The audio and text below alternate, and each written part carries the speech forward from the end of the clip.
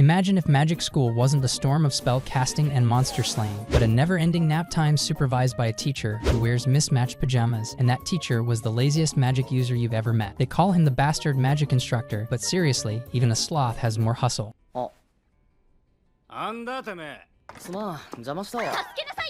Late at night, a little boy was reading a comic story about a magician and a demon king, and a blondie was standing next to him listening to the events of the story from him. And after he finished reading it, he admired the character of the magician who stood in front of the demon king and challenged him, and years later he wished to become a magician of justice. Many years later, in the city of Vegeti in the Alzano Empire, which contains an academy for teaching magic by the same name, and one day a girl named Romeo was standing on one of the sidewalks. Then she saw a man with a wound on his finger, so she approached him and asked him to let her heal him. Then she used her ability to heal his wound, and the man expressed his admiration for her abilities. But she asked him not to tell anyone what she had done, since the use of magic outside the academy is forbidden. Then her friend named Sistine approached her, waving happily, and they headed together to the academy. On their way, Sistine wondered why teacher Huey suddenly resigned before the start of the school year, and Romeo told her that a substitute teacher would be teaching them today. In the meantime, a young man was running full speed towards them in a hurry and looked like a mess. As soon as he approached them, Sistine used her wind power to make him fly up and land from the highest height in the fountain. Just when she thought she had overdone it, he came out of the fountain with a goofy, unexplained grin on his face. After he came out, he told them not to walk in crowded places again.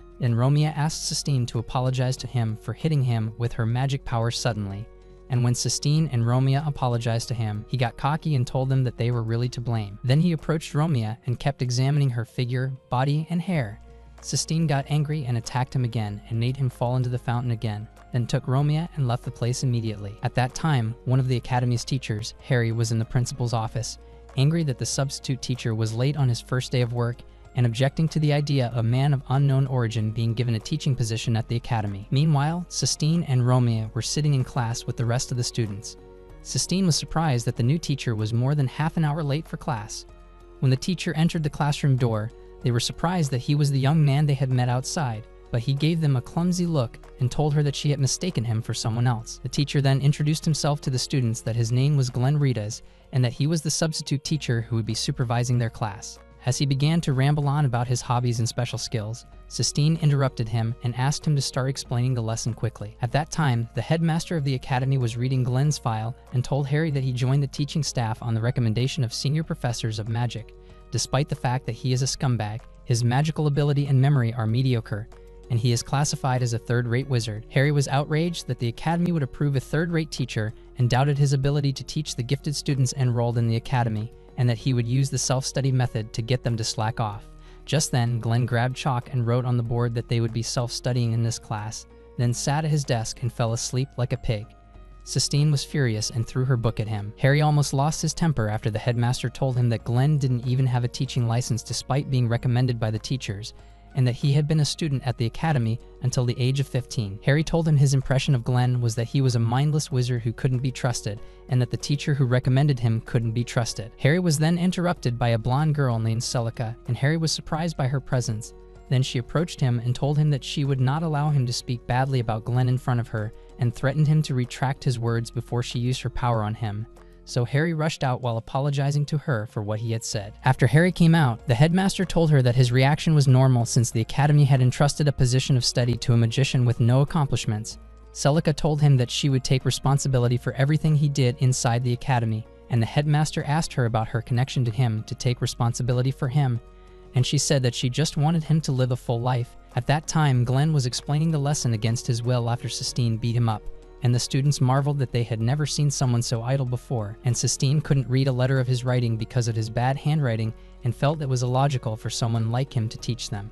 Then one of the students asked him to translate one of the spells he had written into their regular language, and was surprised when he told her that he didn't know the answer either and asked her to look it up. Sistine told him that what he had just said was unbecoming of a teacher, and that if he didn't know the answer, it was his duty to look it up and bring it to her in the next class. Glenn wondered if it would be faster for the student to look up the answer herself, or if they hadn't learned how to look it up in the dictionary. When he heard the bell ring, he immediately left the classroom without finishing his speech, leaving the students in a daze. After the students went to the locker room, Sistine was feeling very provoked by Glenn's behavior and that he was an unmotivated teacher. So Romeo told her that he would supervise their next class in the chemistry lab, and suddenly Glenn burst into the girls' locker room, thinking it was the principal's room. When he realized where he was, he closed his eyes and tried to justify the situation quickly before the girls beat him up, telling them that it was unfair that he was beaten for an accidental glimpse of naked girls. Then he looked at them deliberately so that he would not feel frustrated when they attacked him. Then the girls kicked him out of the room after they beat him up. After a while, Sistine sat looking at the sky and feeling frustrated after her chemistry class was canceled. Romeo approached and sat next to her after she brought lunch and asked her if her desire to study had anything to do with her promise to her grandfather to discover the secret of the Sky Fortress Melgalius. Their conversation was interrupted when Glenn brought his lunch and joined them at the same table. Sistine was still feeling irritated as she watched him eat indifferently in front of them and preferred to eat in silence, while Romeo chatted with him about the food and then asked her if what she was eating had anything to do with her grandfather's promise to find out the secret of the Sky Castle. Sistine embarrassed him in front of everyone and said that she doesn't eat much so that she doesn't fall asleep in the afternoon classes, but she doesn't mind eating more since the next class will be with him.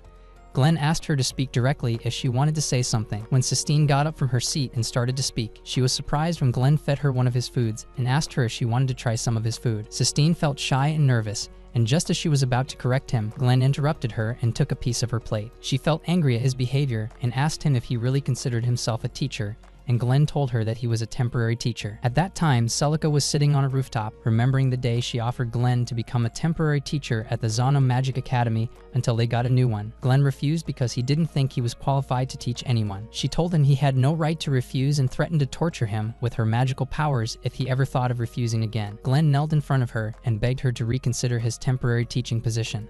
Celica used her flame power and Glenn barely managed to dodge her thunderous attack.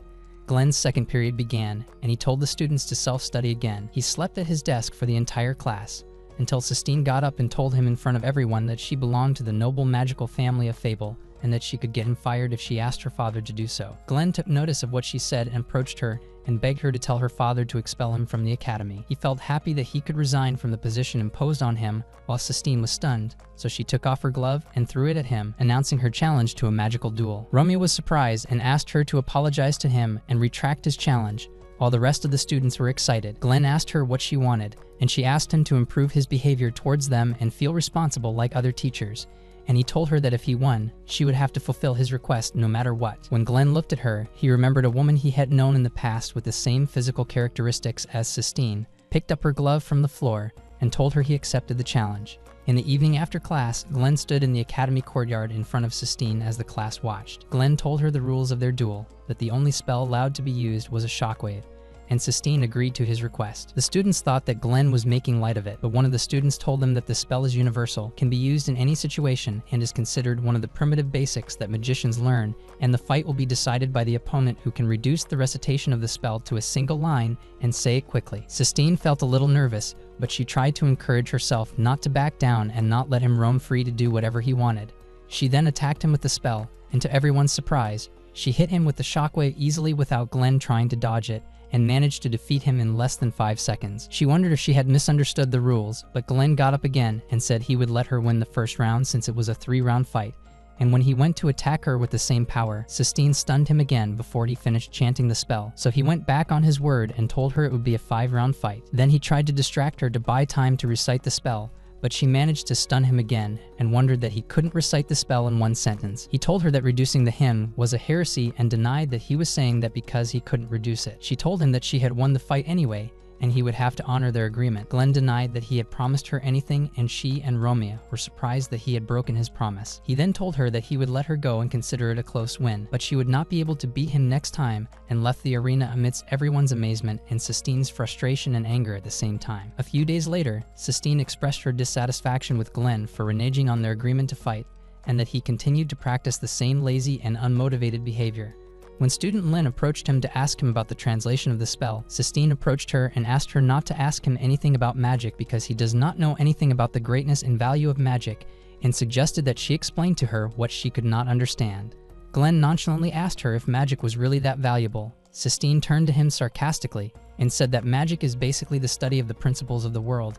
It reveals the origin and composition of the world and the laws that govern it, and it also answers the question of why humans exist in this world. He wondered how the study of the principles of the world could be useful to them, and what benefit would come to humanity from magic in general when there are other fields that benefit humans, such as medicine, engineering, and agriculture. Sistine was furious, but she tried to control herself and told him that magic is not a low-level field about benefiting humanity, and that it aims to search for the truth behind the world and mankind. Glenn approached her and told her that magic is incredibly useful in eliminating humans, and there is nothing superior to it. Sistine felt very angry at his idea about magic and what he was trying to convince them of, so she went towards him and slapped him in front of the students and then quickly left the classroom while crying. After that, Glenn sat alone thinking about why magic is so great.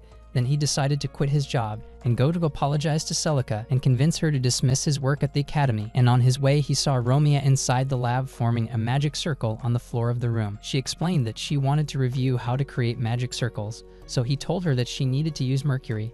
Then he grabbed one of the vials and poured the liquid into it around the circle. Then he asked her to try to activate the circle without shorthand spells, and Romea was able to activate the circle after Glenn poured the mercury.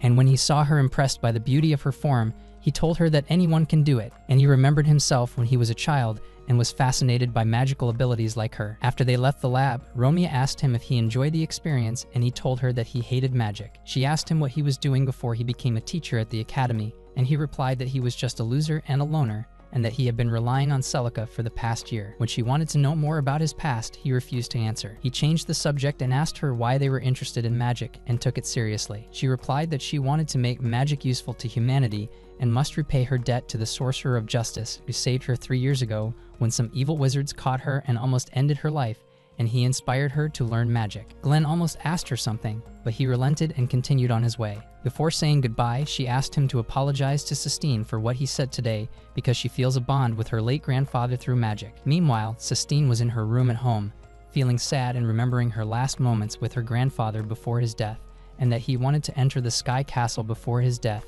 and vowed that she would become a witch and be able to achieve what her grandfather failed to do. The next day, they surprised all the students, including Sistine Baglin, as he bowed before her to apologize for what he had sowed yesterday about magic, and that he had exaggerated his words even though he still hated magic. And before the class started, he told all the students that they were stupid because he noticed that they did not know anything about magic before they joined the academy. One student made fun of him because he was a third-rate wizard who couldn't master a simple spell like Shockwave. So Glenn decided to explain the ability and recited the spell in front of them without shorthand, then wrote it on the board and asked them what would happen if they recited it in 4 parts instead of 3. Then he told them that the spell would turn to the right in its direction and proved it to them practically by reciting it in 4 parts, and they were surprised that the lightning strike did indeed turn. Then he continued to explain the spell to them while showing them practically what happens when they recite it in more than 1 part, and told them that they should be able to use it in different forms so that they can claim to have mastered it. Then he told them that magic is nothing but the investigation of the human mind and an advanced form of self-suggestion. Then he turned to Sistine and told her that he fell in love with her at first sight, and her face turned red with shame. Then Glenn addressed the students, proving to them that words have an effect on the mind in one way or another, and Sistine got angry at his use of her as an example in the explanation and hit him in the head with her book. Glenn then went on to explain the spell, and they were all surprised that he could activate it with the simplest of chants. He told them that magic reshapes their subconscious the way they want it to be through phrases, and that reference books alone will not help them to learn magic properly. He told them that he would teach them the basics if they wanted to become true magicians. At that time, Celica was feeling happy in the headmaster's office after he told her that he had succeeded in establishing himself as a teacher at the academy and made his class so popular that other students would stop outside to watch his explanation while Harry was feeling irritated, and Celica told them that he was her student whom she had taught everything from scratch, and she was proud of him now. After the end of the school day, Glenn stood looking up at the sky and thinking about his future as a teacher, and his thoughts were interrupted by Celica expressing her happiness at his status as a teacher and then asking him to give his class extra lessons since the class had been behind since he left. Romea and Sistine interrupted their conversation by wanting to ask him about something in the curriculum. Glenn was proud of himself and his status as a teacher, but Sistine told him that he was the last person she wanted to ask about anything. In the evening after they got home, Sistine said that his explanation was amazing, but he was still a jerk on a personal level. Romea asked her about their memories of when they first entered this house, that they couldn't get along at first, but now they were best friends, and that she trusted that Sistine and Glenn would get along in time. At that time, 2 men were standing in an alleyway conspiring to carry out a plan related to the academy, and one of them told the other that he would consider the plan a success at the academy meeting tomorrow. The next day, Glenn was running as fast as he could on his way to the academy due to his usual lateness, but he was surprised when he arrived and found the academy empty of students and teachers, and when he noticed someone in the alleys, he asked him to come out, and that person expressed his admiration for Glenn's intelligence, despite being a third-rate magician. When Glenn asked who he was, the person told him that there was no need to tell him who he was because he was going to kill him and take him to the afterlife, and attacked him with his magical power, while the students were waiting for his arrival in the classroom. Sistine was thinking about Glenn's recent rise in popularity at the academy, but they were surprised when two mysterious men entered the classroom and told them that they had come instead of Glenn because he was busy. Sistine told them that strangers are not allowed in the academy's classrooms. The person used a magical ability towards her, intending not to hit her, but to silence her. Sistine was surprised that he used military-grade magic. Then he told them that they were looking for Romea, and Romea felt scared and remained silent. So the mysterious person wandered among the students and asked them where Romea was. Sistine interrupted him and asked him what they were going to do with Romea. He described her as a gossip, and when he was about to attack her again, Romea revealed herself. So he walked up to her and said that he was about to play a game where he eliminates random people until she reveals herself. When they asked her to go with them, Sistine tried to stop her, but Romea told her she was sure Glenn would come to save them. He then told them they had gotten rid of him earlier. She asked what they wanted from her, and he told her she shouldn't be alive and called her by her real name, Armiana. Then one of them took Sistine and tied her up in a laboratory, intending to enjoy her before hurting her. She told him that she was the daughter of a noble family, so he approached her and grabbed her bound hands, and she tried to pretend to be strong, but as soon as he removed her clothes, she begged him to stop. But they were surprised when Glenn entered the lab, and when he found them in this situation, he acted stupidly and apologized to them for breaking into the lab as they were leaving. But Sistine asked him to save her, so he went back to them again and approached them and told the attacker that what he was doing was a crime in itself. He pointed his finger at Glenn with the intention of attacking him. Sistine told him to run away and forget about her, but the assailant told them that it was too late and used the explosion spell to attack him. But he was surprised that it did not harm him, so he repeated his attack several times. And then Glenn took out from his pocket a paper called the Trickster Arcana, which enables Glenn to negate the effect of any magic within the surrounding range, but he realized that he would not be able to use the magic either. The aggressor wondered if he could fight without his magical abilities, so Glenn went towards him and punched him hard, so the aggressor rushed towards him to attack him, but Glenn beat him until he fell to the ground without moving amid Sistine's surprise. Then the aggressor asked him if he had defeated his colleague Karel as well, and he told him that he had tied him up naked in the middle of the city. The trespasser was surprised that someone like him could defeat them with just a fist fight without using magic. So Glenn told him that he could eliminate him with legendary magic if he hates losing without magic.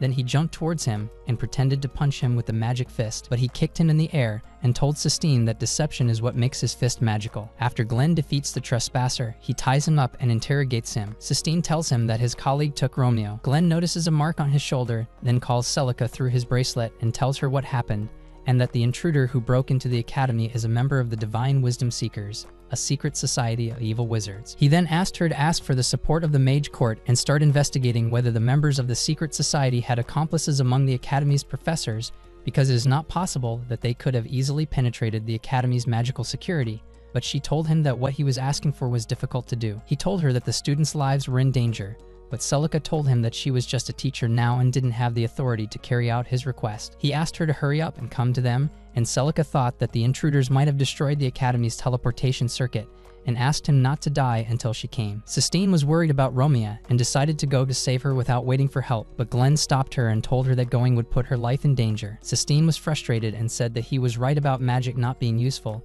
and that Romea could die because of it. Glenn tried to encourage her with some words and told her that Romea wanted to understand magic more to make it useful for others, and that he would not let her die, and would save her from those who were trying to kidnap her. But their conversation was interrupted by the intruder's hysterical laughter and calling Glenn an evil soul snatcher like them. The intruder told them that this is the summoning magic of their leader Rick. Then the skeletons approached them, and the intruder was surprised that one of the skeletons approached him and then finished him off with a single sword strike. Sistine reinforced his fists with her magic, and Glenn punched the Hulk again, only to smash its head this time, and then they escaped out of the lab. He asked her to implement the storm ability to spread widely while he disrupted them for a while, and threatened her that he would deduct her final grade if she couldn't implement it as he explained it to them. Then Glenn started attacking the structures to buy time for Sistine to activate the ability, and she was trying to visualize Glenn and Romea in the form of the power they show in front of the enemies to form them into a magic spell in her subconscious, and after she finished preparing it, Glenn moved far enough away from them. Sistine then attacked the structures with the power of the storm,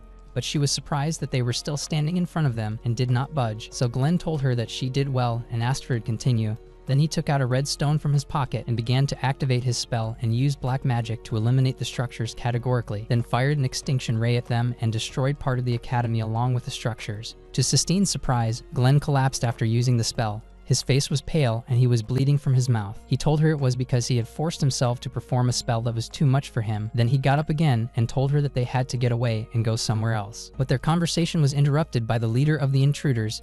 Impressed that a third-rate mage like him could use an extinction ray and defeat his followers, Glenn looked at him and found cult swords around him and asked Sistine if she had the power to nullify them with the dispel spell. Sistine doubted her ability to do so because she had used up almost all of her energy. When Glenn realized this, he pushed her away and made her fall into the trees, then stood facing the leader alone and told him that he knew he could use the Trickster's World spell to undo magic, but he could not undo magic that had already been activated. Then he started attacking Glenn with his swords and managed to severely wound him in the chest. So Glenn tried to think of a way to overcome the commander's magic swords. Then he tried to use one of the spells, but he was surprised that the commander canceled it before he could activate it. The commander laughed at his slow recitation of the spell, and when he activated it instead, Glenn surprised him by using the super light spear ability. But the commander managed to dodge it at the last moment with his swords and admired Glenn's intelligence, and forcing him to choose between two ways to die in a short time. Glenn told him that he was only a temporary magician after all. The commander then attacked him with his swords again, piercing his body as he chanted the dispelling power spell. He told him that he didn't have enough power to activate it, but was surprised when Sistine returned and used the dispelling power to neutralize the sword's effects. Then Glenn picked up one of them and rushed towards the commander. When he tried to activate the swords again, Glenn used his Trickster Arcana to nullify the magic in the surrounding area and then plunged the sword into the commander's body, defeating him. When Sistine approached him, he was amazed that she was able to understand his intentions in pushing her earlier, and that he thought he was 70% sure she would misunderstand him. As they began to move, Sistine warned him that he would not be able to fight in his condition. Glenn fell in pain, and she held his hand to try to heal his injuries. He then remembered that he wanted to become a wizard of justice and had flashbacks to his past before he lost consciousness. After a while, Glenn woke up and found Sistine sleeping next to him.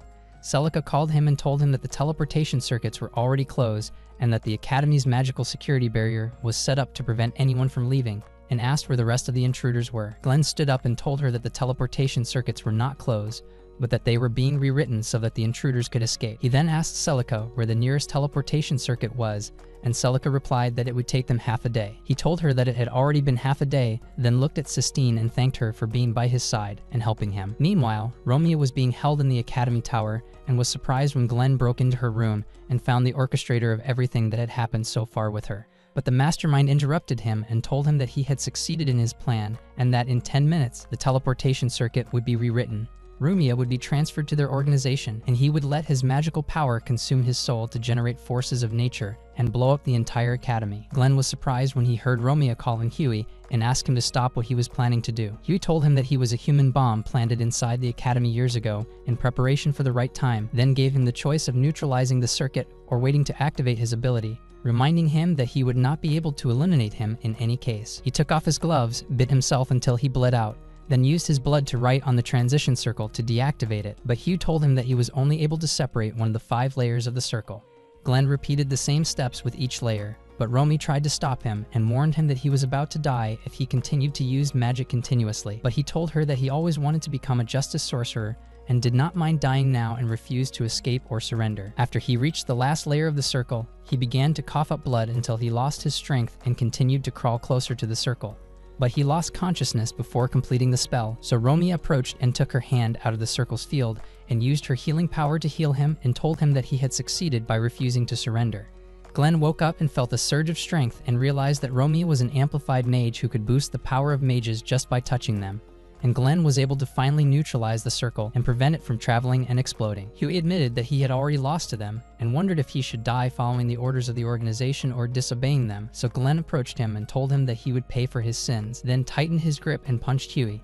And after a while, Sistine arrived at their place at the top of the tower and found Huey lying on the ground and Glenn helpless in Romeo's hands, and signaled her to shut up so as not to wake Glenn. After a while after the incident, Glenn sat thinking about the fact that Romeo is Princess Armiana, who was said to have died of the disease 3 years ago. Celica told him that no one knows about it except her and the principal, then asked him why he decided to remain a teacher at the academy despite rejecting the job beforehand, and when he saw Romeo and Sistine waving him down, he told Celica that he decided to see what they were going to accomplish and also intended to waste some time. A few days after the intruder incident, the commander-in-chief of the Imperial Guard, Zilius, goes to Queen Alicia's room to talk about her visit to the Zano Academy of Magic and tells her that he will be responsible for her protection for the duration of her stay there. When he was about to tell her about Princess Armiana's presence at the academy, she interrupted him that she already knew about it and thought that after 3 years, Armiana must hate her, but it doesn't matter if she lives a quiet, peaceful life. Then Glenn went to the principal's office and begged him to give him a grant or advance his salary because he is broke and starving. Celica told him that he is reaping what he sowed for negligence and laziness at the beginning of the school year, and Glenn objected to Celica's words. Then the principal interrupted and told him that he could earn a special bonus by entering his class in a magic competition next week and winning, and Glenn thought it sounded like a good idea. At that time, Sistine and Romeo were signing up students for the magic competition, but no one seemed to want to participate because they thought they had no chance of winning. Then Glenn suddenly burst into the classroom and said, feeling confident that he would convince the students to participate. Sistine felt frustrated that he would make them even more unwilling to participate. Then he approached her and took the list and told the students that he would make them win all the matches. Then he started distributing the fight assignments to them and told them that the fights with the highest points in the competition would be participated by Sistine and her classmates Gibble and Cash, and Romeo would be in charge of the mental defense fights. One of the students, Wendy, objected to the way he had assigned her to decipher the symbols. He told her that he had done so because she was clumsy and slow even though she knew the spells and sometimes stuttered, and convinced her that she would be able to earn them a lot of points by reading and deciphering the symbols quickly. Sistine realized that Glenn was watching all the students closely as he had assigned them tasks according to their temperaments and abilities, and that he might have good qualities even though he seemed clumsy and lazy. Sistine then got up and suggested to Glenn to let the best students cover all the events and told him that this is the strategy that all departments rely on every year.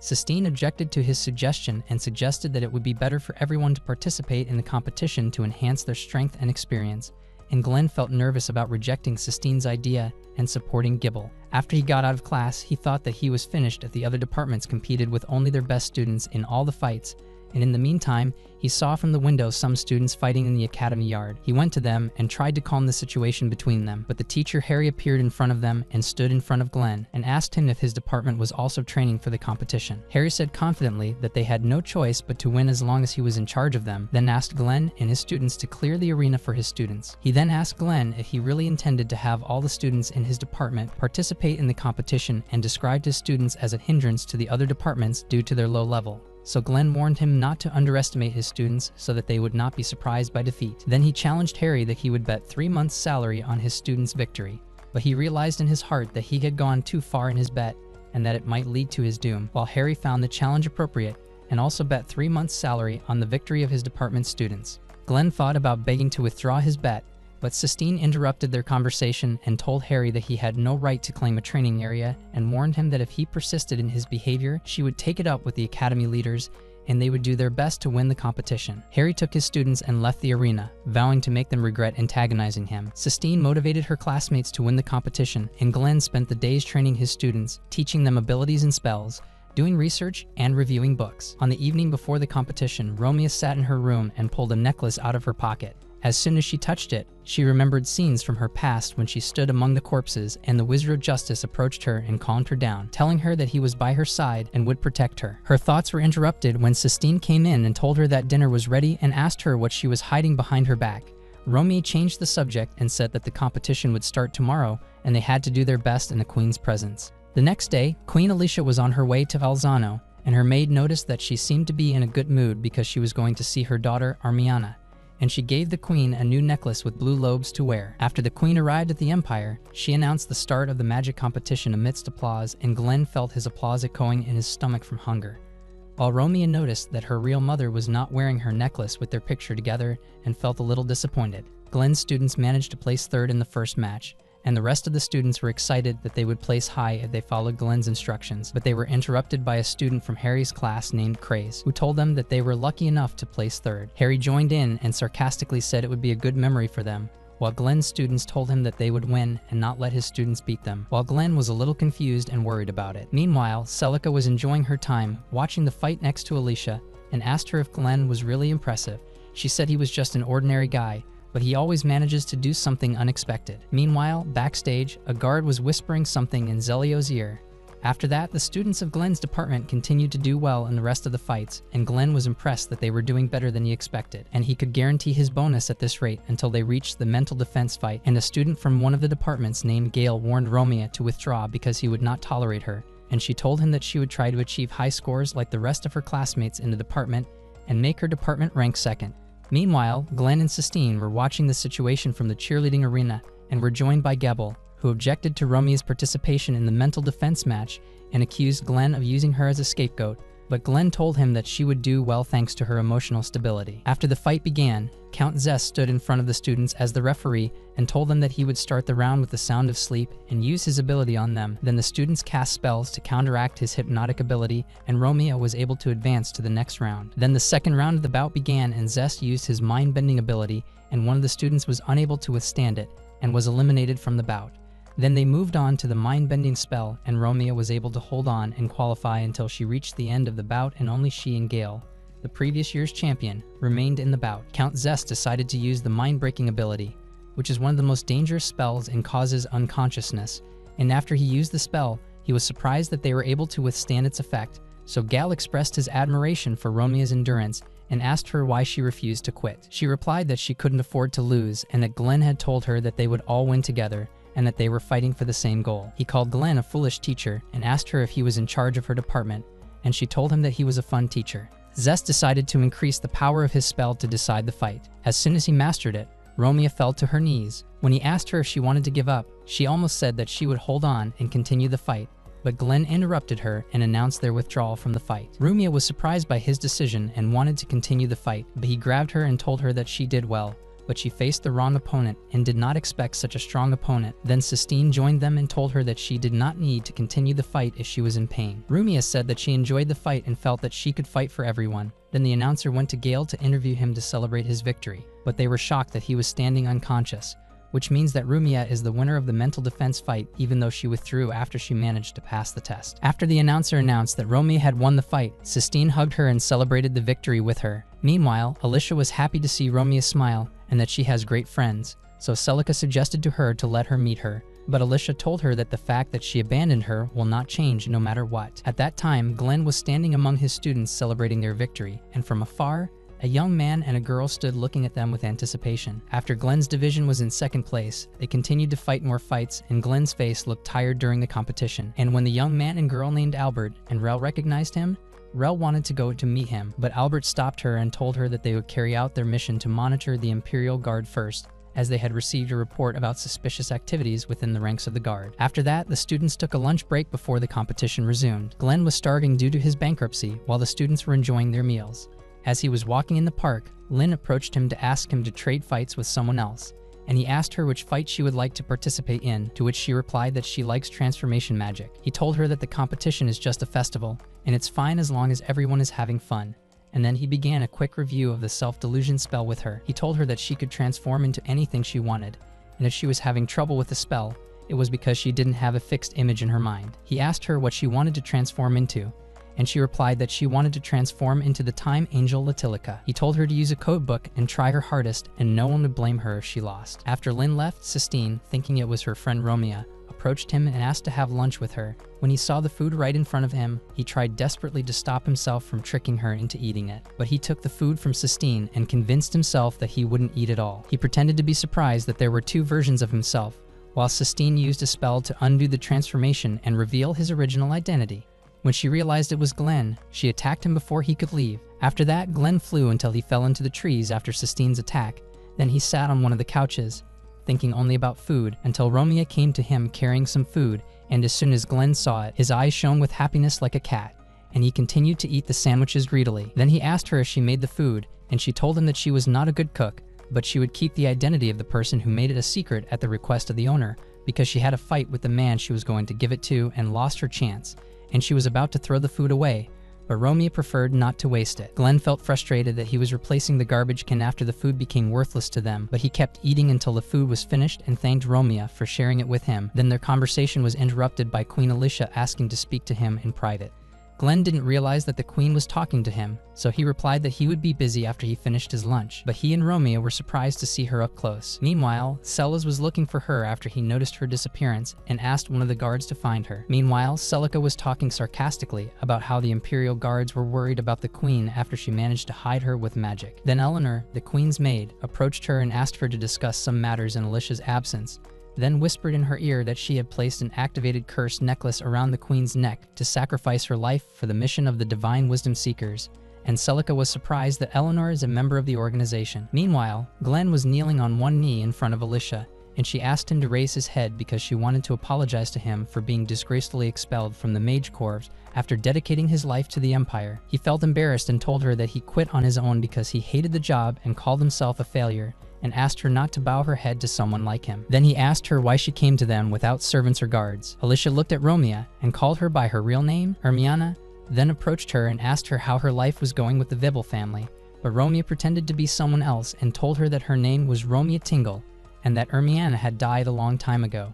Alicia was frustrated by Romeo's reaction to her and apologized for putting her in an awkward situation, so she quickly left in front of them, and Alicia realized that Hermione would not accept her as she expected. Then she turned back and asked Glenn to take care of her before she left. After her return, she met Celos on her way, but she was surprised that the guards surrounded her and raised swords at her, and Celos told her that he would guard her for a while. In the meantime, Albert was watching the situation through his special ability and saw the guards taking the queen somewhere, so Rel suggested that they attack them from the front and save the queen. Meanwhile, the students were still competing in the magic competition and making progress, while Glenn was lost in Hermione's past after she was wiped out by her special ability. His thoughts were interrupted by Sistine asking him about Romeo because she hadn't come back yet. Glenn told her what happened and told her that she might need some time alone.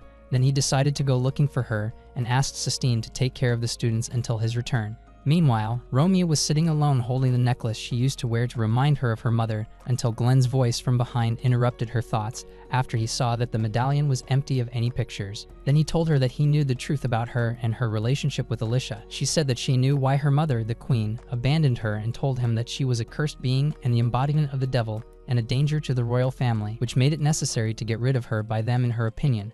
And despite that, she is still angry and cannot forgive Alicia for abandoning her and feels that she will betray the Sistine family who adopted her if she does so. Glenn told her about his own philosophy towards humans, that they are beings who always get hurt and feel regret when they make a decision. He recalled glimpses of his past while talking to Romeo and then suggested that she should choose her path based on her true feelings, then asked her what she really wanted to do, and she said she didn't understand her feelings about it. Glenn told her his story, that long ago he was a magician serving in the Imperial Army, and as a result of his work, he saw the queen constantly and noticed that she had not given up her necklace similar to Rumia's. She asked him to accompany her when she went to see her. Their conversation was interrupted when the Imperial Guard appeared in front of them, surrounded Romeo, raised swords at her, accused her of conspiring to assassinate Queen Alicia, and sentenced her to death for betraying the royal family. Glenn stood facing them in front of Romeo and asked them to prove it and told them that she could not be executed without a trial. One of the guards told him that it was an order from the queen directly and warned him that if he did not hand over Romeo, he would be executed for treason as well. Rumia told them that she would comply with what they wanted from her, and Glenn was surprised by her reaction,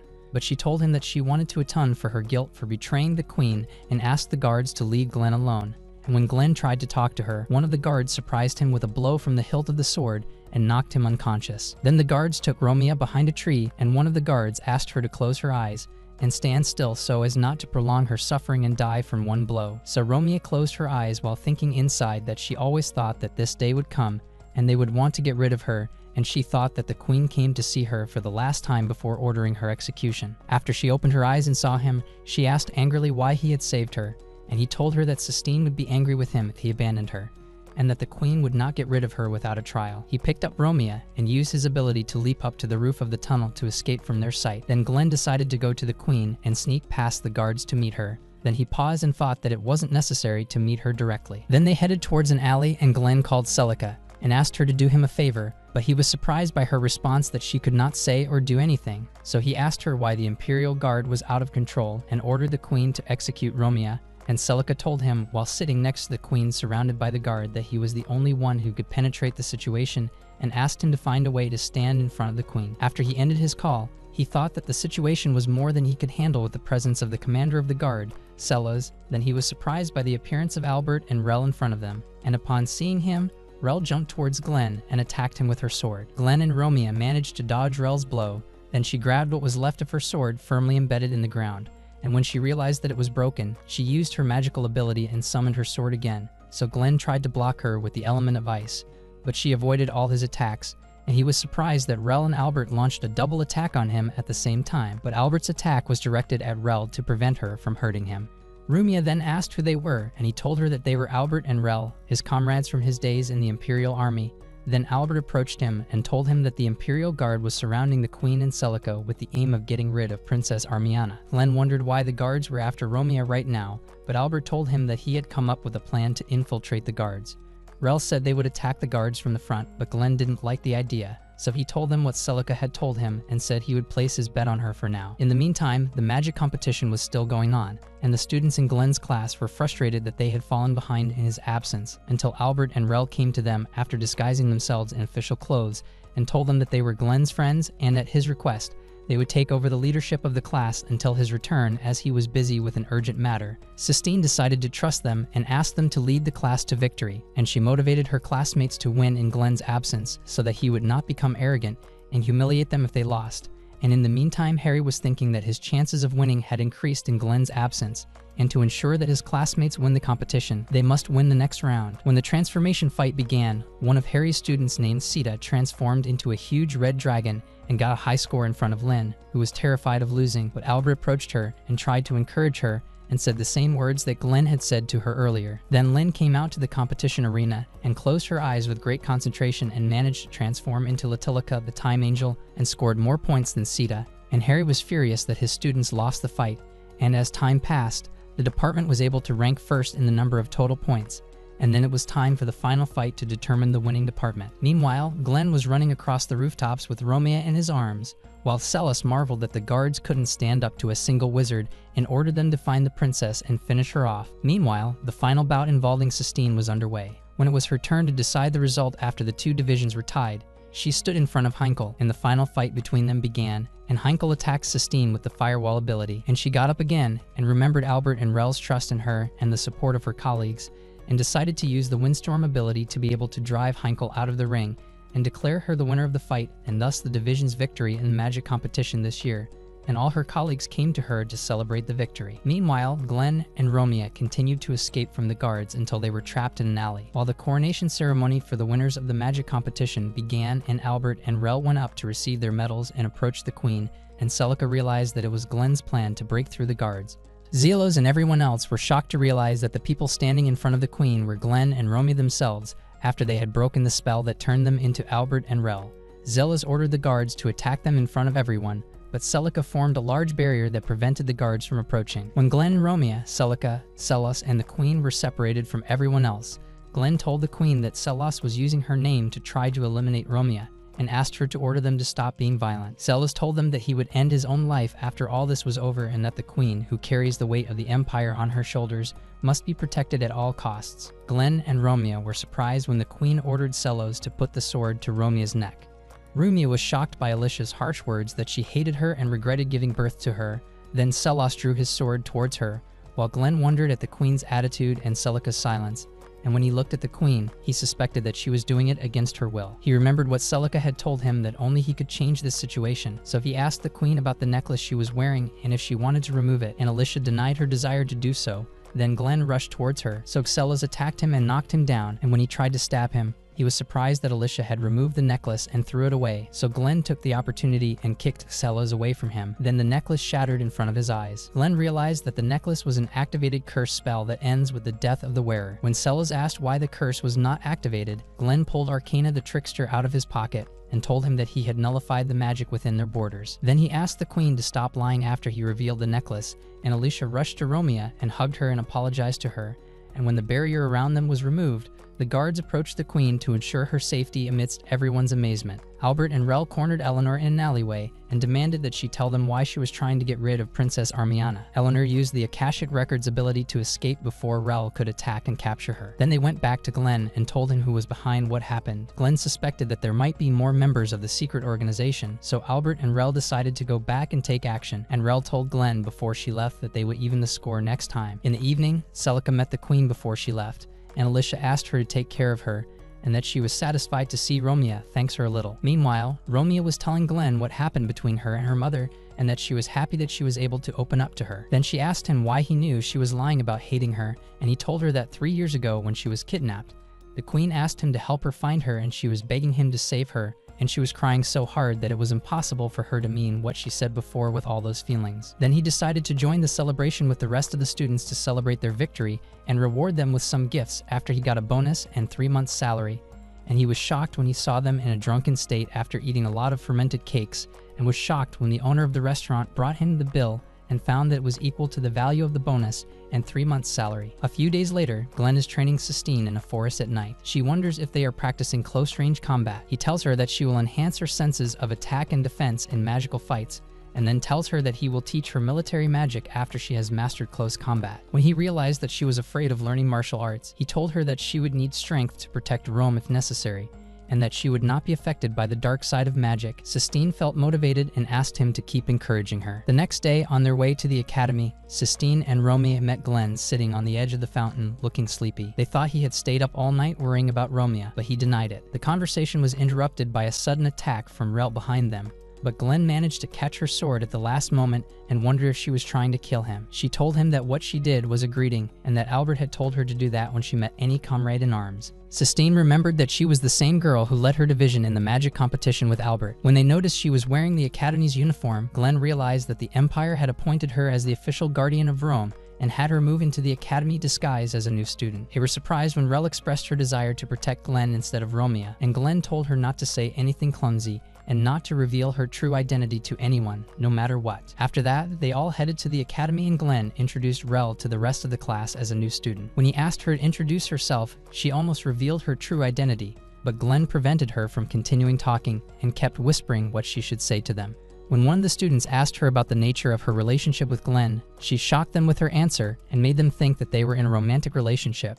When it was Rel's turn, she stood at a distance in front of the training object and used the shockwave ability, but she failed to hit the target several times, and Sistine wondered if she was serving in the Imperial Army at this level. Glenn approached her and asked her if there was something wrong. She asked if she had to use the shock bolt in this training, and he said that this is the only spell that students can use to hit from a distance, but she doesn't have to use it and military magic is forbidden. She summoned her huge sword with her magical ability and threw at the target with great force and managed to hit it amidst the amazement of her classmates. After that, he realized that she had become the most dangerous person in the department. Then Rel, accompanied by Sistine and Romeo, went to the academy cafeteria for lunch. When her classmates saw her eating, they marveled that a little girl like her could fight with a big sword and have the strength to tear apart a training target. Meanwhile, Glenn was in the library talking to Celica about the military's decision to assign Riel to protect Romeo, and hoped that Riel would learn to adapt to others during her time at the academy. After that, the students went on a field trip under Glenn's supervision to the island of Cineria to take a break from studying and enjoy the beach and the warm sea. And when they arrived at the island's harbor, some of the students stopped at the shop of a salesman who was trying to sell his goods to them. But Glenn asked them to leave him and told him that he had been exposed and there was no need for him to disguise himself. So Albert took off his cloak and told him that he was the real guard to protect and monitor Romeo from a distance, while Riel's presence near her was just a bait. When Glenn asks why he wants to talk to him, Albert tells him to keep an eye on Rel and warns him that they both already know how dangerous she is, while Rel has been accompanying Romeo and Sistine at all times. After that, they took Glenn and his friends on a boat ride. But Glenn suffered from seasickness and couldn't stand on his feet when they got off the boat, so Sistine suggested they go somewhere other than the island, but he insisted on going to the island, and Romeo thought he wanted to get them away from the military magic in the chemistry lab, but Glenn told her that he just wanted to see them in their bathing suits. Afterward, Glenn lay down on the beach to rest while everyone else played and swam near the shore. He noticed that Gibble was sitting alone reading a book, and when he asked him why he was being so strict, Gibble told him that he didn't come with them to play. Sistine, Romeo, and Riel interrupted their conversation and offered to join them to play volleyball. Gable participated in a match with another student against Sistine and Riel, and they played until the evening. In the evening, the boys made plans to sneak into the girls' rooms at night, but Glenn caught them and prevented them from proceeding with their plan, so they decided to attack him so they could sneak into the girls' rooms unhindered and fight outside, while Rel, Sistine, and Romeo watched from their balcony. Rel then told them that she had never seen Glenn having fun before, as he was more sad in the past, which is why she decided to stay close to him and protect him. The other girls then interrupted their conversation to invite them to play inside, and Romeo and Sistine were relieved that Rel had joined the rest of them. After that, Glenn sat on the beach alone, and after a while he noticed Rel, Romeo, and Sistine near him, looking at the stars and meteors, and that was the first time Rel understood the meaning of friendship, and they continued to play in the water together, while Glenn sat leaning against a tree, watching them closely. After a while everyone was asleep, Glenn was surprised to find that Rel was still awake. She approached him and asked him why he had left in the past. He told her that he regretted doing so, and she told him that she didn't know why she was in life without him. He told her that she seemed to enjoy her time with Sistine and Romeo earlier, and she could become a student at the academy and live a normal life. She told him that she lives only for him, and Glenn told her that this is not true, and that what her brother wanted was for her to pursue her own happiness. Rel wondered what is wrong with what she thinks and what is wrong with fighting to protect him. Then she rushed away from him after telling him that she hates Sistine and Romeo because they took him from her, and Glenn thought about how things never go the way he wants them to go. The next day, the students started their journey towards the research lab, and Rel was distracted while Sistine and Romeo were talking to her until she stumbled, and when they tried to help her, they were surprised by her reaction and said that she hated them and didn't want them to bother her anymore, and Romeo wondered why she hated being with them, and Glenn told them that she was a little disturbed because he said something that upset her yesterday, and they had nothing to do with it. After everyone arrived at the research lab, they were greeted by the director of the lab, Parks Blumen, and the students took a break in the lab's garden while Rel remained isolated from everyone. Then Parks took them on a tour of the lab and told them that the lab combines chemistry and white magic in its work. Then they went to the research specimen room and saw many plants and animals being researched in experiments to create chimeric animals.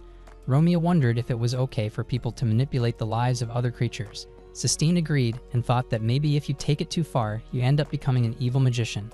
When Romeo told them the history of the research, they were interrupted by Principal Parks, who was impressed by Sistine's historical information. Glenn interrupted and said that the lab's resurrection project involves creating a body through chemistry using the person's genetic code, an astral code, and a transforming aether. Parks said it was the idea of combining clones to create a clone of the person they were a short while ago. Glenn then told them that this research was abandoned long ago as it requires the death of many people to revive one person, which is not allowed. Parks agreed with what Glenn said and told them that in the end, they are human beings who do not have the right to decide who lives and who dies. He then said that he heard rumors that the secret organization stole the research project and successfully implemented it. Sistine then asked, out of curiosity, what they needed to complete the reanimation project, and Parks told her that in addition to the 3 elements, they would need original magic, although the chance of it appearing is very low, so the research requires something that makes the impossible possible. In the evening, Romeo kept watching Rel from afar, as she had been isolated from everyone all day, so Sistine tried to go talk to her and invited her to have lunch with them somewhere near the lab, but she refused and left in front of them. Glenn approached her and told her to stop moping. She shoved his hand and ran away, planting in her mind the idea that Sistine and Romeo had taken Glenn away from her. She kept running until she reached the beach and cried alone. At that time, Glenn told Sistine and Romeo that Rel was just a child, even though she looked the same age as them, and asked them not to get tired of her behavior, and Romeo said that they would not hate Rel for any reason, and Sistine decided to go find her, and he told them that he would do it as her teacher. In the meantime, Rel sat crying until she was surprised by the appearance of her brother standing next to her, while Albert watched them from afar and realized it was a trick of the secret organization, and when he was about to leave, he discovered that someone was following him, and then Eleanor appeared from behind the trees. Albert attacked her, but she dodged his ability and stood on a branch. He told her that he trusted that they were up to something with Romeo and vowed to get rid of all the members of the organization at once. The two then used their abilities to attack each other, burning a large part of the forest around them. Eleanor then summoned evil zombie spirits to attack Albert all at once. He summoned lightning and stunned all the spirits near him, and Eleanor said he was much stronger than she expected. She then used a special ability to regenerate her body and heal her injuries. Albert realized that she was on a different level than the evil mages he had encountered before, and would gain the Empire an important advantage if he could capture her. Meanwhile, Sistine and Romeo were in their room thinking about Rel. Sistine remembered when they went to the beach together and thought that Rel wasn't lying about her love for the idea of becoming their friend, so she decided to go shopping before Glenn and Rel returned. Meanwhile, Rel was surprised by her brother's presence after the organization caused his death in front of her in the past, but he told her that he was still breathing at the time and asked for her help to get rid of his work with the organization and become free by helping him deliver Romeo to the organization in order to carry out their plans and overcome the obstacle of Glenn's protection of her. Rel was surprised by her brother's request and that she would have to stand against Glenn, Sistine, and Romeo. As he was trying to convince her to help him, Glenn rushed towards them and told her to stay away from him, then stood in front of her brother and pulled out the Crook's arcana from his pocket. He then asked Rel to help him capture her brother, but to his surprise, she stabbed him in the back with her sword, and when he turned to her, she said goodbye before ripping the sword out of his body, leaving him bleeding badly and saying that she would live for her brother from now on. At that time, the fight between Albert and Eleanor continued in the forest, and he was able to see Glenn drowning in his blood in front of Riel and her brother. Then Eleanor used her ability to run away, so Albert returned to observe the situation from his magic eye and saw Riel picking up her sword and heading quickly towards the island inn. Sistine returned after buying a large amount of food for Glenn, and when she entered the room, she was shocked to see Romeo lying in her own blood on the floor, with Riel standing in front of her with her sword and stained clothes. Then Riel told her that Romeo was still alive, so she asked her about Glenn as he went to look for her, and she was shocked when Riel told her with a cold face that she had ended his life. Then she said that she is now on the side of the secret organization and will take Romeo with her to them. Sistine became very angry and warned Rel that she would attack her if she moved a single step. Rel stood up and asked her if she would really do that and dared her to attack her as she said. Sistine hesitated and stood helpless in front of her, and then imagined a combination of the future if Romeo and Glenn died with her past with them. And when Rel found her helpless to do anything, she picked up Romeo and left the room.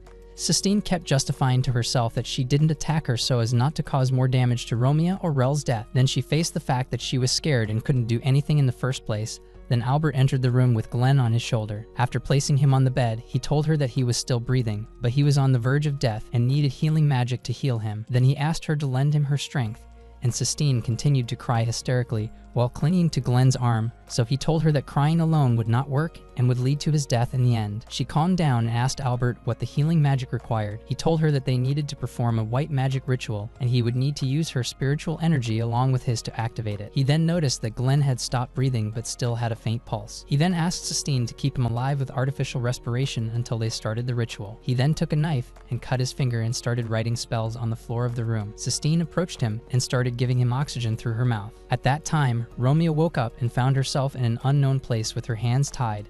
Then Rel and her brother appeared in front of her, telling her that they need her for their own good, and when she asked about Glenn, she did not realize what her brother said, that Rel had eliminated him. When Romeo asks her why she ended Glenn's life, Rel says that she wouldn't have understood the purpose of her life if she hadn't done it.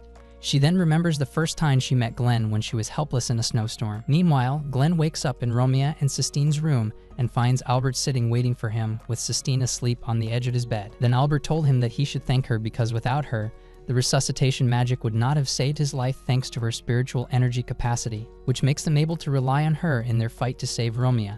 And after Albert explained their situation, Glenn felt angry about Rel's betrayal, and Albert told him that he had already warned him about her, and that there are reports about suspicious funding sources for the White Chemistry Research Laboratory and a special relationship between the secret organization and the director of the laboratory, Parks. Glenn wondered why he hadn't told him all this when he met him in the island's harbor, and if he'd been planning to use Romeo as bait all along. He told him he'd never forgive him for that, and asked him not to get her into trouble for their own good. Albert promised him that he would get rid of Rel if she got in their way, and that he regretted following his superior's orders about Romeo. Glenn suggested that they correct the misunderstanding and get her back on their side. Albert wondered if she would listen to him in the presence of her brother, so Glenn decided to try and make her listen, even if by force. Albert told him that he was the one who caused Rel to betray them when he ran away and abandoned his comrades in the past, then punched Glenn hard and said that he would forgive him for disappearing in the past, then gave him a gun and told him that the priority would be to save Romeo, and he would get rid of Rel if he had to. Meanwhile, Romeo was suffering in the organization's bunker, while Park stood enjoying the near completion of his project. He told her that her contribution to this project was an honor, and told her that if she thought the members of the Divine Wisdom Seekers were evil, the royal family was even more evil and corrupt. Meanwhile, Albert and Glenn had arrived at Romeo's location thanks to Albert's spell he had cast on Romeo earlier to be able to locate her at any time, and his casting of another spell on Eleanor during their confrontation.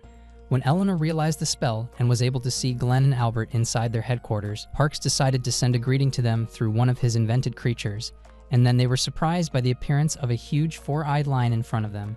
So Albert used the flame ability and burned it easily, and Parks was furious when he saw that they managed to get past him. At that time, Sistine was in her room preparing to join them, but Lynn and her roommate entered with worried faces, wondering about Romeo, and Sistine couldn't tell them anything. Expecting trouble, Glenn and Albert made their way forward, until a huge monster appeared in front of them and tried to attack them, so they backed up a bit and Albert formed a barrier around them, while Glenn used his spell to attack the monster and managed to defeat it with a single blow. Parks was surprised at how strong they were against his monsters and wondered who Glenn was and how a mere magic teacher could be so powerful. Eleanor then turned to Rel and her brother and told them that it was time for Rel to take over. In the meantime, Sistine met with her colleagues at the inn and told them what had happened and tried to reassure them that Glenn would take over, but they kept thinking and divided into two teams, one suggesting that they should go and help her instead of standing idly by, while the other suggested that they should rely on Glenn to take over. When Glenn and Albert reached a certain point, they felt that they were close to Romia's place. Then they found Parks standing in the corridor waiting for them, and he released another monster in front of them.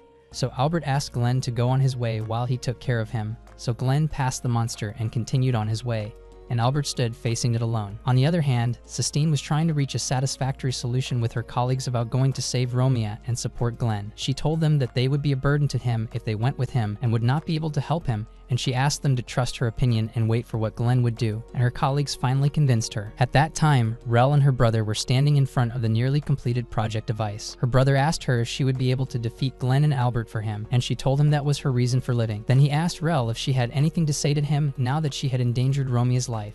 She asked him not to come any closer, and her brother asked her to get rid of him again. Rel summoned her sword, and Glenn asked if she really intended to fight him and warned her that the organization was deceiving her, as her brother has been dead for 2 years, and the dead cannot come back to life. Glenn felt angry and disbelieved everything he said, and Glenn felt he was in trouble because she was not listening to his words. So he decided to confront her since it was the only solution for them. Rel approached him and started attacking him with her sword, and Glenn was dodging her, thinking that everything that happened is his fault for not telling her the truth and running away in the past without her.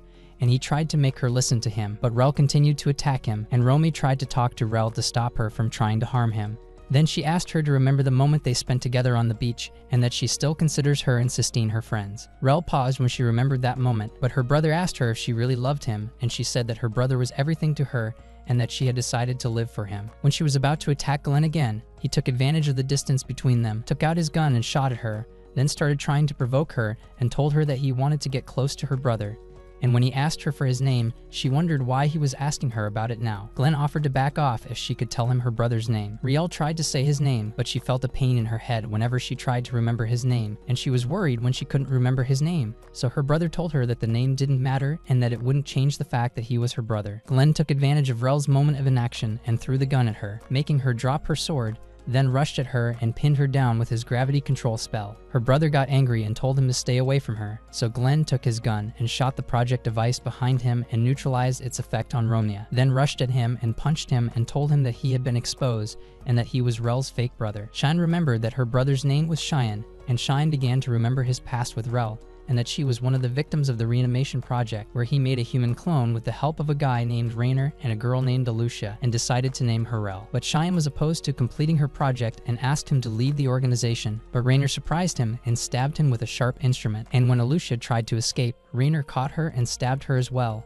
And Rel remembered her truth after she heard what Rainer told Glenn. Rainer then told him that Shine betrayed the organization 2 years ago and reported their activities to the Imperial Army mages. Glenn told him that he was the mage that Shine reported the organization's activities to, and then he remembered Shine's plan to leave the organization and destroy the project. And when Shine asked him to save his friends Rainer and Alucia, Glenn continued that after the interview, he lost contact with him and found him dead when he raided the lab, as well as Alucia, who tried to survive and get out of the lab. So Glenn decided to protect Riel, the girl who inherited Alucia's astral code and her memories. Rainer thought he had modified her memories before he escaped from the lab to suit his needs and called her a piece of junk, and that he didn't need her anymore. Glenn was furious and attacked Rainer with a lightning spear at close range, but he was surprised to find 3 clones of Rel standing in front of him to protect Rainer. Rainer stood up and told him that he could not defeat him in the presence of Rel's clones, as he had removed the emotions from them and turned them into puppets, then ordered them to attack him, so they rushed towards him and started attacking him all at once, while one of them went towards the original Rel to finish her off. Glenn chased after her to stop her from attacking Rel, and managed to push her away before she brought her sword down on Rel's head. She was surprised that he was protecting her after what she had done to him, and that she was just a puppet. He said that he and the rest of her classmates at the academy didn't consider her a puppet, and that she wouldn't have that expression on her face if she was really a puppet. He told her to live for something to cherish and not to use her mind too much. So Rel took her sword and decided to finish off her fake copies. So Rainer was surprised by her reaction and tried to use his magical ability. but Glenn prevented him by Arcana the Trickster, then pointed his gun at his head and asked Romea to close her eyes so that she would not see Rainer's head shattering from his bullet. Rainer was terrified and begged him not to kill him, but Glenn pulled the trigger. Rainer realized that the gun was empty and that Glenn was playing with it. He told him he wouldn't do that and told him not to touch his students again before giving him one last punch. In the meantime, Albert was torturing the monster in the corridor until he was reduced to a pile of ashes. After Glenn managed to save Romea and returned with Rel and Albert, they were greeted by Sistine and the rest of the students, and Rel bowed her head in front of Sistine when she turned to her, and Sistine hugged her and started crying. After they all went to the island beach to play volleyball, Glenn and Albert watched them closely, and Albert said that Sistine looked a lot like Sierra Silvers, so Glenn looked closely at her features as she played with her classmates. Meanwhile, Eleanor was talking to the leader of the organization in an undisclosed location about Romea and the Resurrection Project after Parks failed to complete it, and the leader ordered them to observe the situation quietly for a while. After returning from their trip to Cineria, Rel invited Sistine and Romea to dinner at their family home. Their parents welcomed her with open arms, and Sistine told them that she was a little shy, and then their mother asked them to take care of the house while she and their father went to the capital tomorrow. After they finished dinner, the three of them sat on the balcony, and Rel wanted to apologize for what had happened recently and thanked them for accepting her despite that, so they hugged her to reassure her, and Rel told them that she considered them her best friends. The next day, Sistine met Celica in the Academy's library after helping her pick up a book that she had dropped and read the name of the book, which was about the Sky Castle Melgalos, and asked her if her grandfather was a famous scholar, and Sistine said she wanted to fulfill his wish, although she doubted if she would be able to, so Celica encouraged her with some words and told her to try her best before she left. After that, Celica went to one of the rooms inside the library and approached a painting that looks like a map of the library, intending to go to the underground maze, while Sistine met Glenn in the library and wondered why he was in such a place, as the library does not fit his personality. Glenn tells her that he wanted to thank her for saving him from death that day. Sistine blushes as she remembers the moment she helped him with CPR. When Rel and Romea join them, Romea thinks that Glenn made her cry, and Rel gets angry and summons her sword to attack Glenn. Glenn tried to explain to her what happened, but she started attacking him with her sword, and he kept running away from her like a coward until Rel kicked him out of the library, and he was surprised by a carriage that was about to run him over. But the owner of the carriage used his wind power to lift him out of the way of the horses. Then the person got out of his carriage and met Sistine, and she was surprised by his presence, so Glenn asked about his identity, and the person told him that he was the teacher Liam Cletus, who was invited to the academy as a guest teacher, and that he was also Sistine's fiancé, and they were all shocked to hear that Sistine was engaged. Sistine then questioned what Leos had said about their engagement, and he reminded her that they had promised to do so when they were children. Glenn approached him and told him that dating her was like digging his own grave, and Leos asked him not to insult his future wife. Sistine told him that Glenn was joking, and Leos realized that this is the Glenn readers he had heard about, and Glenn was surprised that Leos already knew him. Leos said that he had heard some talk about him at the Cletus Academy where he teaches, and that they consider him a rare type of teacher because of his teaching style. Meanwhile, in the principal's office, Mr. Harry was happy to learn that a prestigious teacher like Leos had come to answer the call to replace the Academy's head teacher who was on medical leave. Celica wondered why the Academy would hire a teacher of his stature, and felt it was strange to hire someone like him. Harry asked her if she was worried about Leos stealing the spotlight from her student Glenn. Meanwhile, Leos was expressing his love for Sistine in front of the students in the courtyard, which made her feel embarrassed. Glenn sarcastically told her that Leo's taste in girls was too weird to fall in love with her and asked her to invite him to their wedding. Sistine was furious and pushed him away with the wind. Afterward, Leos finished explaining his lesson to Glenn's class, and they all applauded him while Rel slept on Sistine's shoulder. Glenn sat behind them and admired the way Leos explained the theory of physical force and helped the students understand it easily even though it was still too early for them to learn it. Romea turned to him and said that she now realized why he told them to think about the meaning of the Force, to use it and not let it use them, and that they wouldn't make that mistake. Glenn told her that he was just jealous that Leos turned out to be a better teacher than he expected. Then Leos went to Sistine and asked her what she thought of the lesson honestly, since she was famous for making teachers cry in their first class, and when he learned that the lesson was great from her point of view, he felt that he had managed to remove the first obstacle to become a worthy husband for her. Then he asked her to walk outside together to discuss something. And after they left, Romea asked Glenn to do her a favor. After that, Leos and Sistine went to the Academy garden, and he asked her if walking together reminded her of their past, and told her that he believed that their relationship would become longer and more solid. Meanwhile, Glenn, Romea, and Riel were watching them from afar, and Glenn wondered why Romea asked him to eavesdrop on their romantic moment together. Afterward, Leos asked her to marry him, and Glenn was excited to hear his request, while Romea had a bad feeling about it, but Glenn felt that it sounded interesting. On the other hand, Sistine refused Leos' proposal, When he asked her why, she said that she had promised her grandfather that she would one day discover the secret of the Castle of Heaven, and in order to do so, she would have to learn a lot about magic. Leos laughed at her talk, calling it a fantasy, and told her that her grandfather would have achieved a lot of achievements in the history of magic if he had not devoted his life to searching for the past. Then he asked her to support him in his specialty instead, but Sistine refused, saying that she had dreams like his and would not give up on them. He told her that he did not want her to waste her life in vain, and then Glenn appeared from behind the bushes and asked him not to tell lies and told him that everyone walks the path he chooses for himself. Leos told him that he had nothing to do with it. Then he was surprised by Sistine's response that it concerned Glenn as well, because they were lovers and they promised to share their future together. So Glenn was surprised by her claim that they were lovers, and that is why she refused to marry Leos. Then he quickly realized it and continued her lie with Sistine to infuriate Leos even more. Leos refused to believe it, saying there was no way Sistine could fall in love with such a useless person, and vowed to make Glenn regret his hostility. Glenn took off his gloves and threw them at Leos, challenging him to a fight. Leos accepted the challenge, with the time and nature of the fight to be discussed at a later date, and left the room. Afterward, Glenn went to class and told his students what had happened and that he was thinking of making his relationship with Sistine real so that he could marry a rich girl and live a luxurious life without having to work, and asked them to train hard so that they could compete with Leo's division and beat him, and promised not to forget them when he became very rich. In the evening, he went to meet Albert at the bar. When he told him what happened, Albert called him a lowlife for competing for a girl he didn't love for money, but Glenn didn't care and thought that he wouldn't have to work again if he won. Then he asked Albert why he wanted to talk to him now. He told him that he had received information about smuggling angel dust into the Empire. Glenn was surprised by the news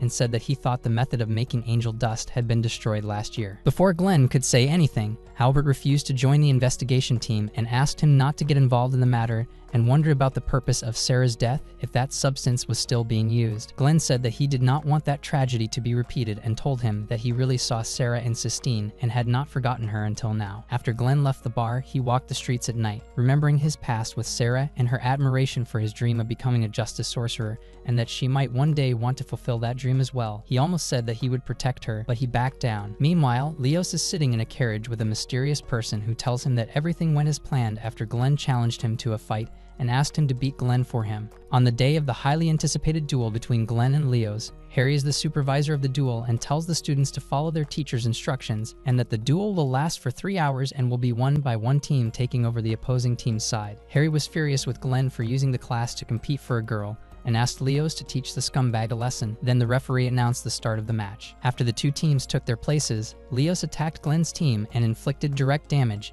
and managed to eliminate 2 students, and Leo's team was using the strategy of dividing themselves into teams of 3. Leos then deployed more students in larger areas to control the fight. All the teachers were watching the fight closely and thought that the fight would end in Leo's favor.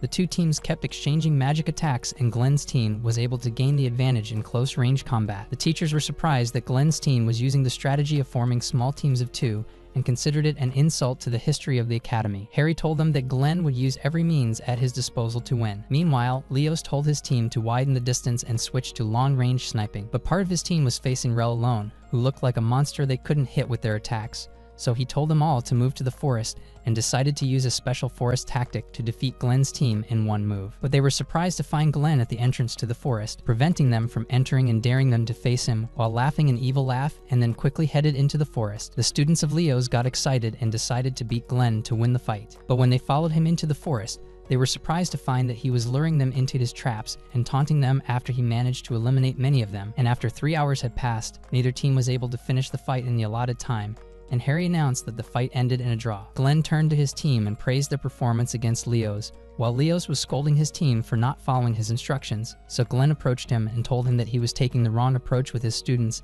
and that the leader was responsible for his team's failure. Leos took off his glove and threw it at Glenn and challenged him to another duel, telling him that he would not give up Sistine until he could convince her to marry him and give up the pursuit of the Sky Castle. Glenn accepted his challenge, but then Sistine interrupted them and said that she was not an object for them to duel for, and chided Glenn for using cheap tricks during the duel. Glenn interrupted her and addressed Leos, telling him that they would fight the next morning in the backyard of the academy in a one-on-one match. Sistine approached him, slapped him, said she hated him, and left quickly. Afterwards, Sistine sat talking to Romea about Glenn on their way back and wondered how Glenn viewed her as an object that would help him get rich. Romea said that Glenn couldn't possibly be that kind of person, and that there must be a reason why he was fighting against Leos. Romeo then thought she'd talk to Glenn and tell him about the bad feelings she had about Leos, the same feeling she had about Parks. Meanwhile, Albert was with members of the Imperial Army in front of the body of an angel dust addict and told them that this was the 5th case they had received in a short period of time. Leos was on his way back, annoyed with Glenn that he was only a third-rate magician and could not be a match for him,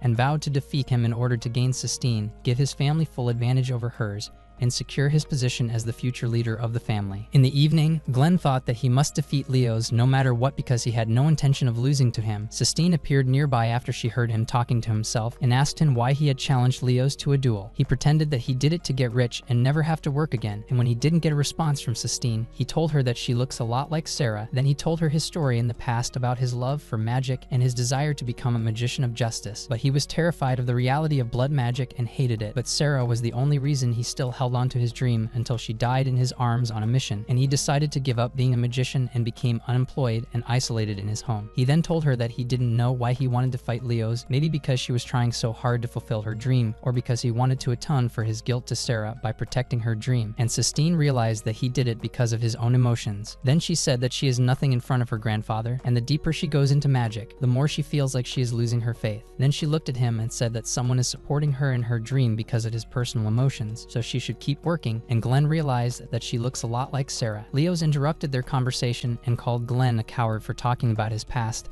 as if it were a touching story to gain Sistine's sympathy, and that he knew what he had done in the Imperial Army as a researcher of military magic. Glenn warned him to leave the place and not to say another word. Leos told him that he had no right to live his life in the light with his bloody hands. Glenn told him that if he continued to talk about his past, they would not need to wait until tomorrow for the fight. Leos asked him to return to his former position as a member of the Special Forces of the Imperial Mage Army No. 0. Glenn decided to attack him and use Arcana the Trickster to break his magic, but he was surprised that Leos was able to fight in the style of the Imperial Army like him, and Leos knocked him down. Then he was surprised that Leos was able to summon Talpa creatures. Leos summoned swords with wings and kept attacking Glenn with them, and he was unable to block or dodge his attacks, and Arcana the Trickster doesn't work because she uses augmented imagination instead of chanting spells. Then Leos approached him and asked him to be serious about their fight tomorrow, so Glenn got up and left without saying a word, and when Sistine was about to follow him, Leos grabbed her hand and asked to marry her again, telling her that she had no right to refuse and threatened to reveal Romeo's true identity to everyone since there are many organizations that want to use her in their experiments. The next day, the news spread among all the students that Sistine had accepted Leos' proposal and that their wedding would take place a week later, with some expressing their displeasure at Glenn's absence from the fight and the academy since then. When Sistine entered the classroom, her classmates asked her about the truth about her marriage to Leos and her dreams of becoming an archaeologist. She replied that it was all just a dream, and then Leos interrupted them by taking her to a meeting about their wedding, to everyone's surprise. After they left, Rel told Romeo that she trusted that Leos was their enemy and wanted to join them and get rid of him, but Romeo stopped her and said that she had told Glenn everything that happened, and he told her that he would take care of it before he disappeared. A week later, Romeo and Riel sat waiting for Sistine outside the room and marveled at the beauty of her wedding dress. When Romeo wanted to ask her something, she told them to go to the ballroom until she came to them and sat crying after she let them out of the room. Then the wedding ceremony began and Sistine accepted to marry Leos in front of everyone. Before Leos could kiss her, Glenn stormed into the ceremony hall and objected to their marriage, then threw tear gas at them, grabbed Sistine in his arms, and ran out of the hall. After they were some distance away, Sistine told him that she had to marry Leos. He told her that he knew about his threat to reveal Romeo's identity. She asked him where he had disappeared to all this time, and he told her that he sat down to think of a way to get her back and beat Leos, and decided to lure him to a place where he had the advantage so that he could defeat him. He told her that he thought Leos loved her so much that he would do something foolish like threaten her or force her to marry him. She told him that she realized that he didn't love her at all that day, as he seemed to her a cold and evil person. Then their conversation was interrupted by a group of people under the influence of the angel dust drug with axes and weapons in their hands. Meanwhile, some of them had arrived at the ceremony hall in front of Rel, and when she was about to attack them, she was surprised by Albert and the rest of the wizard army beside her and asked her to help the students escape and leave the place while they took care of the addicts. At that time, Glenn pulled out his gun and stood facing the addicts alone and told Sistine to run away. Sistine refused to run away and decided to defend herself and confront them with him, but she was surprised by the ability of some of them to jump great distances, so Glenn confronted them and attacked them. Then he grabbed Sistine's hand, and they kept running through the alleys, and Glenn was thinking all the time that it was Leos who sent them to surround them, and he remembered Sarah's death in similar circumstances circumstances and vowed not to happen again, and he continued to attack anyone who got in their way or approached Sistine, and Sistine sat in fear of what was happening around her. After he managed to overcome them, he approached Sistine, but she pushed his hand away and asked him not to touch her. He asked her if she was afraid of him, then he was interrupted by Leo's applause and admired Glenn's abilities. He told Sistine that he was not Leo's, but Gaddis Louvain, former number 11 executioner in the Imperial Wizarding Army. When she asked about Leo's, he told her that he had given him some drugs to carry out his instructions, but he couldn't take the dose and died. So Glenn asked her to get a safe distance from the place, and Gaddis agreed with him and threatened to kill her if she interfered in his fight against Glenn. After Sistine left, Glenn realized that Gaddis had orchestrated all of this to lure him into a fight and pretend to administer justice so that he could get rid of all the powerful army mages and VIPs of the Empire. Gaddis told him that everything would go according to plan this time, and that once he obtained the Akashic records, the power to rule the foundations of the world, he would control everything and apply his justice to the evil in the world, and would not allow it to defeat him as it had in the past. He then summoned his phantom beings and directed them towards him. Glenn shot and disintegrated them, then hid behind a wall and suddenly appeared to try to shoot Gaddis with a bullet, but he was able to dodge it. Then he used the ice ability to attack Gaddis, but he was able to extinguish it with the flame ability and realized at the last moment that Glenn took advantage of his distraction to hit him with magic sticks before catching them with his fingers, then wounded Glenn in the arm through the phantom creatures and told him that he would make his death quick so that he would not suffer, and asked him to say hello to Sarah. But before he could execute his last move, he was surprised by a gust of wind that blew him away. When Glenn saw Sistine standing in front of him, he told her that she didn't belong in this world and shouldn't be here, and she told him that she came back to take him with her to where they belonged because she couldn't bear to lose him. Gaddis came out from under the rubble, and then Glenn got up and took off his robe and asked her to team up with him and promised to defeat him at all costs to bring her back safely to everyone, and Sistine asked him to promise her that they would return together to everyone. Then they headed toward Gaddis. He got angry and summoned several Talpa, but Glenn and Sistine crushed them with their abilities. When they got close enough, Sistine used the wind to give Glenn a boost. Then Glenn jumped up and punched Gaddis in the face and used Sistine's boost to smash him into the wall. When Gaddis realized how strong they were together and that he had underestimated Sistine, he summoned the incarnation of Lady Justice Justia to finish them in one blow, but he was shocked by the penetration of Sistine's magic into her body, and then Glenn rushed towards him to deliver the last punch and defeat him, and the last punch caused Gaddis to be crucified to the wall pillars before he fell motionless. Then Glenn approached him and Gaddis told him not to get cocky because he was able to defeat him thanks to Sistine. When Glenn turned to her, he found her powerless due to the lack of spiritual energy. He was surprised that Gaddis could still control Justia, and told him that the Empire must be destroyed because it was created with evil intentions before he left, and promised him that he would defeat him next time. After confirming that Gaddis was gone, he carried Sistine on his back to return to the rest.